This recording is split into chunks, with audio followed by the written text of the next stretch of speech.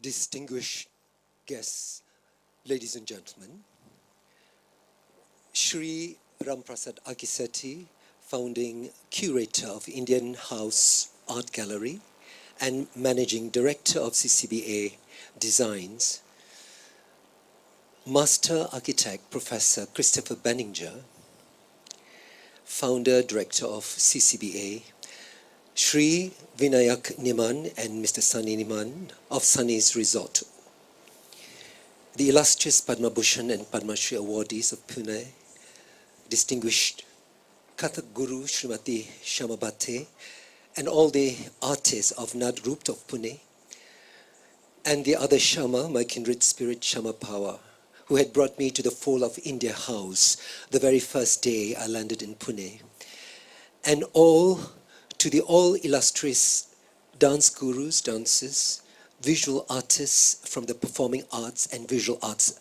Fraternity of Pune, and the Rasikas who are present tonight, on behalf of Guru Bichitrananda Swain, Director of Rudrakshya Foundation and co-artistic director of Odissi on High, I would like to convey our greetings and appreciation to all of you who are present here this evening. I first opened my chapter with Pune more than 3 years ago when I landed a role in Srimati Shamabati's mega production of Mahabharata. Never did I realize that it was the start of a fairy tale affair with Pune, which I now regard as one of my favorite cities of India. First and foremost, I would like to personally convey Rudraksha's and Sutra's combined appreciation and thank you to Ramprasad Akiseti, Christopher Benninger, together with Sri Vinayak Niman and Sunny Niman, for the initiative as co-presenters of Odissi on High at this stunning setting of Opal Lawn of Sunny's World Resort.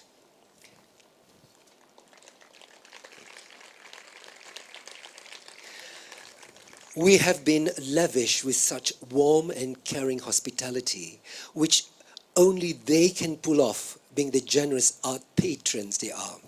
Otherwise, we would have missed the opportunity of engaging with an artistically discerning dance audience of Pune in partaking in this unique Malaysia-India collaboration, which features the combined efforts of and performance by two performing arts foundations, that of Kuala Lumpur-based Sutra Foundation and Bhubaneswar-based Rudrakshya Foundation. In this production also we are delighted to present on the same stage the coming together of two paramparas of Odissi, that of the late Kelucharan Mahapatra and Guru Debaprasad Das, the pioneer gurus who had left their indelible marks in the evolution of Odissi. We hope you, the audience, are able to experience tonight the verve and creative dynamism which represent the legacy and spirit of these two outstanding pioneer Odissi gurus. Distinguished guests, ladies and gentlemen, the fact is, globalization had existed far earlier than we think, and that cultural links with India with Southeast Asia had taken roots for millennia and have continued so till the present times. As a Malaysian, as was my ancestors, I've experienced the phenomenon of multiculturalism ever since I can remember. This has been so as the Malay Peninsula has been the meeting entrepot of not only Southeast Asian traders of the archipelago, but also of China and India. The Malay Peninsula is in the flux of strong cultural currents on the crossroads of two major world cultures of India and China, and was inevitably influenced. The prevailing monsoon winds brought enterprising conquerors, merchants, priests, and with them a retinue of races, practices, and ideas. In return, the indigenous cultures were fertilized and enriched. Now, Kuala Lumpur, Malaysia's capital, has more diverse races per square kilometer as compared to Manila, Jakarta, Bangkok, or Saigon. However, it is with the Indian subcontinent that Malaysian culture finds its major inspiration. What is indigenous and what is imported has found each other in one melting cauldron. For centuries, the Indian Ocean was part of the economic and cultural cauldron, interlinking the Indian subcontinent and Southeast Asia. The word kling, to denote those generically from India, was derived from the ancient empire of Kalinga, the old name of Odisha.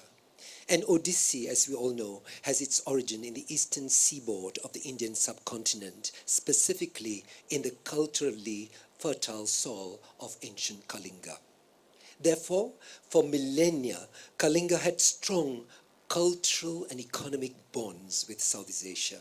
And now, with the direct Bhubaneswar and Kuala Lumpur international flight, these bonds have become even stronger, with Odissi dancers and dance gurus of Odisha and Malaysia making frequent visits and exchanges with each other. Yet, yes, dance had always been part of this cultural churn, which connected Swarna Dwipa, or Golden Chersonese, that is the Malay Peninsula, with India, Thailand, Burma, and Indonesia.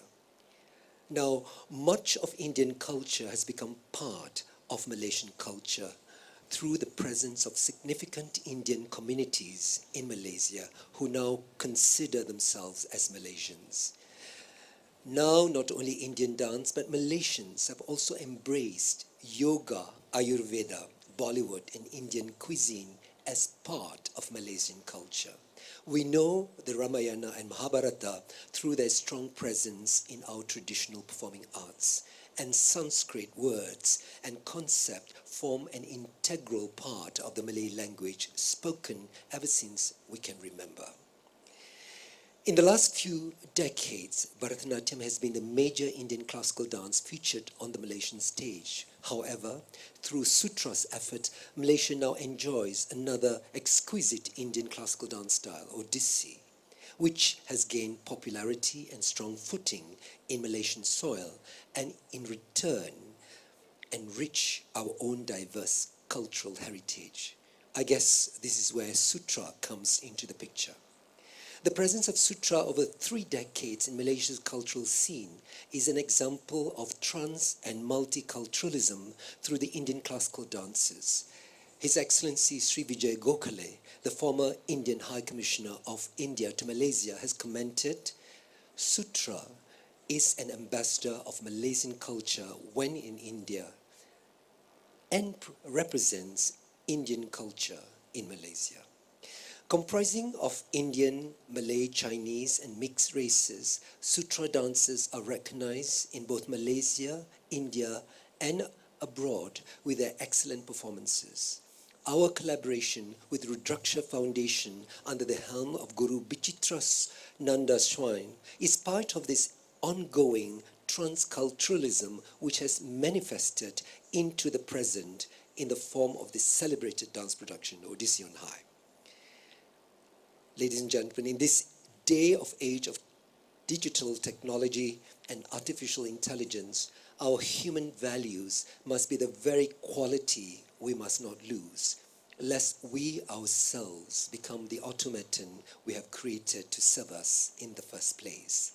We need the tempering of arts and culture, dance, drama, and music as the trace elements and vitamins in our consumption, along with our intake of heavy diet of protein and carbo of digital technology, so that the process of digestion, absorption, and assimilation can take place smoothly and without complexes and complication. For the above reason and more, we want to express once again our appreciation to SHRI Ramprasad Akiseti, Professor Christopher Benninger, Sri Vinayak Niman, Sunny Nimhan for initiating this event, and last but not least, to all of you, the Rasika, for your presence tonight. You are the true cultural patrons who appreciate the artist's creative efforts and for whom we are performing tonight.